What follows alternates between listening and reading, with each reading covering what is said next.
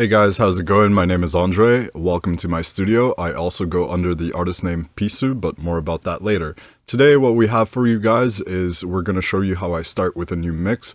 So over here, we have a track sent to me by my friend Jesse, who goes under the artist name Horizon. He sent me a RAR that contained all his contiguous wave files, so the silence is burned in between. I drop everything down into Ableton, and it should play exactly how he left it and decided to hand it off to me. Alongside the wave files, you'll have a text file that includes some basic information, as you can see here, most notably the BPM and the key.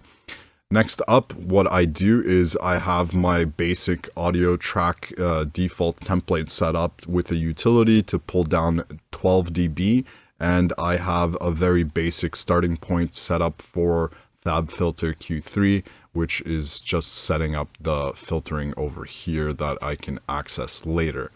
Moving on from that, once I've extracted that audio, the RAR into a linked folder inside of Ableton's project browser, it becomes very easy to just shift, select, and range select everything. And if I hold down Control, I can drop everything in.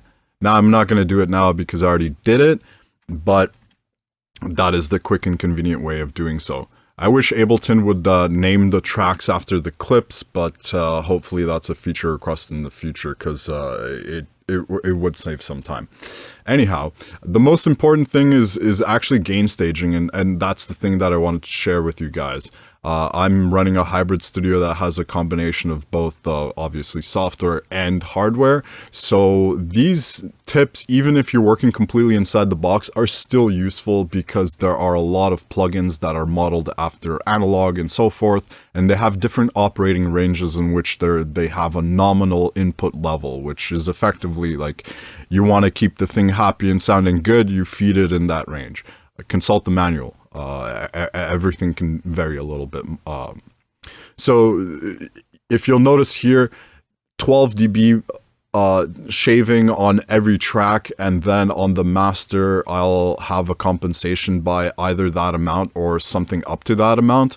And if I'm going to play it back to you guys, I'll play it with no compensation and then raise it up to 6 and go up to 12 to demonstrate the range.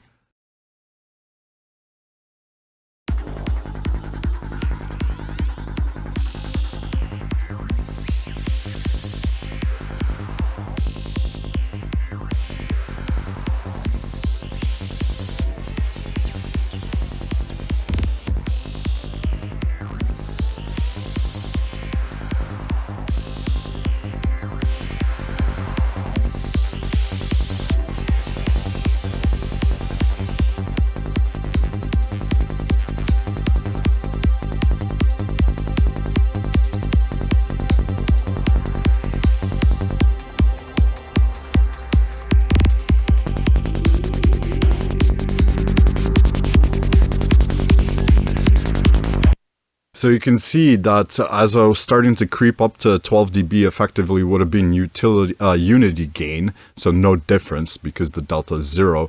I was getting pretty darn close to clipping the converters going into my compressor. So I don't necessarily really like that because it doesn't give me any room to work with. I find that plus 6 dB works the best. Moving on, I want to show you what I do here on my effects returns chains. So I have a hybrid reverb that is currently set up the blend 50-50. There's an impulse response of a wooden room going into a darker hall. I also find that by controlling the low end, we don't have a lot of rumble going on. And some people might refer to this as the Abbey Roads technique in terms of filtering out just the mid-range and focusing on that. Make sure that you have a pre-delay on the reverb because otherwise the transients will get eaten up immediately. And then I force the bass in mono, and if I find that the filtering with the EQ of the low end is not enough, I'll play with the bass mult. The 50-50 is a starting point. I don't always end up there, but I play with it as I go into the mix. Let's play for you, I guess, an example so you can hear how this reverb sounds.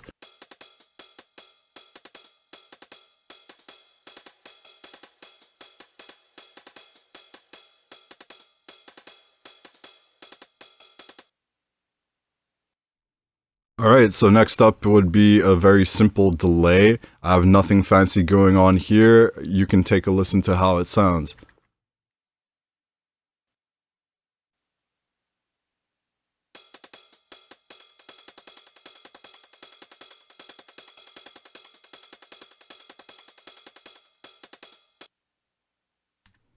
All right, next up we have I'm using a piece of hardware I'm sending to a Mooger Fooger low pass pedal, which has a bit of drive and envelope follower on the low pass filter, and it's in mono, so that's why you see the utility over here.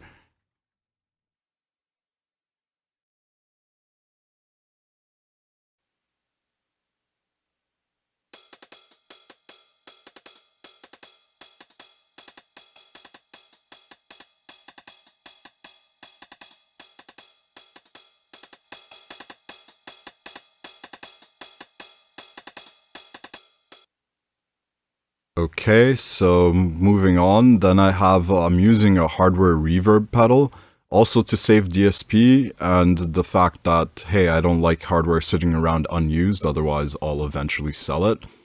So after the reverb, which is a stereo reverb pedal, I widen it even more, and I find that this allows me to send certain elements super wide out the side of the speakers, and also in the soundstage, front to back, with a lot more control using this technique. Obviously, tastefully, we can't make anything sound wide if everything is sounding wide, but if you have that contrast working in your mix, this is great to throw into.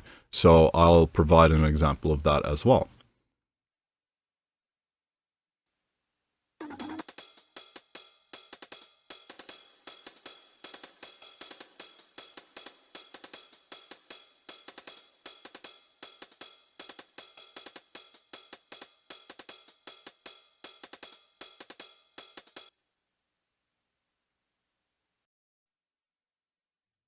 So as you heard, a more conservative kind of lower setting really gives that sense of space. Moving on is a very simple octaver. I find that this octaver is great because sometimes you have elements that are starting to get really, or the mix is starting to get really dense, and you just need that extra bit of hair and you're not entirely sure what to do. A lot of people want to reach out for saturation. I love my saturation as well, but sometimes that can be heavy-handed.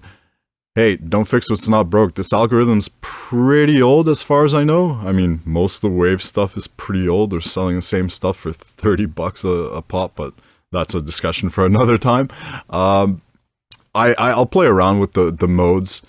I landed on transient for this one, and I tend to find that if I'm pitch shifting everything as part of a group and I'm sending multiple elements into it, it sounds more cohesive and glued together having one processor do this on a global type of level than if I were to insert inline on each individual channel and pitch shift by the same amount. I always use an octave, typically an octave, and I'll play around with it. This can also be achieved using other plugins such as Little Alter Boy, but do keep in mind Little Alter Boy is a little bit different, but do what feels good to your ears. That's just a tip that I use to still poke out elements that are a little buried in the mix, or I need that little bit of extra top bite. It works well for anything, so I urge you to try it out. Just don't overdo it because it will sound metallic and robotic very quickly. So let me provide you an audio example.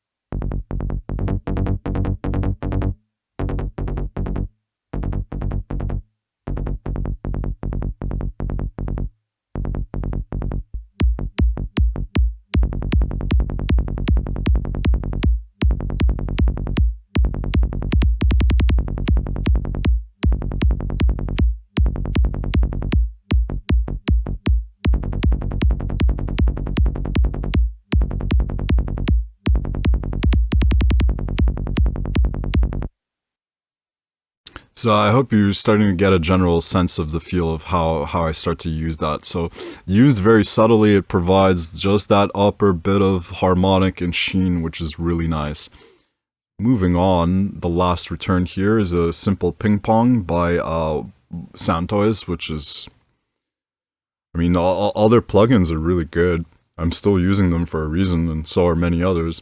There's not that long of a delay going on here, and the feedback is starting to get up there, so that's why I filtered the lows and the high end. And I'll play with the algorithm. I found that cheap tape tends to be one of the ones that I like more. Obviously a ping pong and the saturation kind of on the upper to medium conservative, on the medium to conservative side. And yeah, let's take a listen real quick.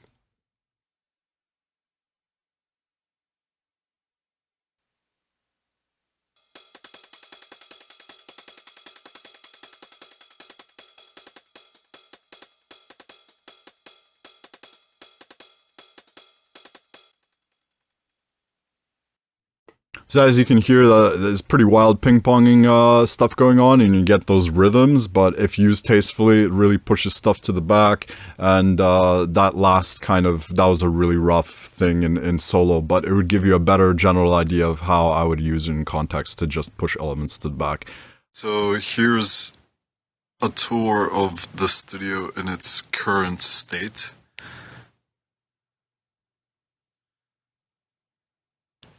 Lab area where I try out different configurations before it goes to the main rig. 2 sets of monitors. I switch in between. My typical type of master bus and all the compressors over there.